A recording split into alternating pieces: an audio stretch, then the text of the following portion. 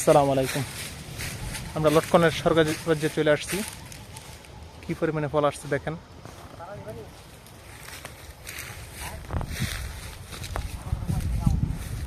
শুধুই ফল আর ফল। মাশাল্লাহ মাশাল্লাহ, একেবারে ঝুইলা রয়েছে গাছে গাছে ফল। আর আমাদের যেই আমরা চারাগুলো তৈরি করি, এই চারাগুলো দেখেন কিভাবে গজাইছে। আর এখানে একটা লটকন গাছ ঝড়ের কারণে উল্টায় ফেলাই দিচ্ছে। এটার মধ্যে মনে হয় প্রচুর পরিমাণে ফল আসছিল। এই চিহ্নগুলো দেখা যাচ্ছে কি পরিমাণে ফল আসছিল এই গাছটার মধ্যে।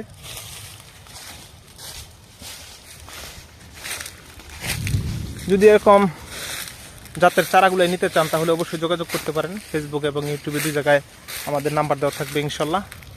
পরবর্তীতে একটা ভিডিও নিয়ে হাজির হবো। আসসালামু আলাইকুম।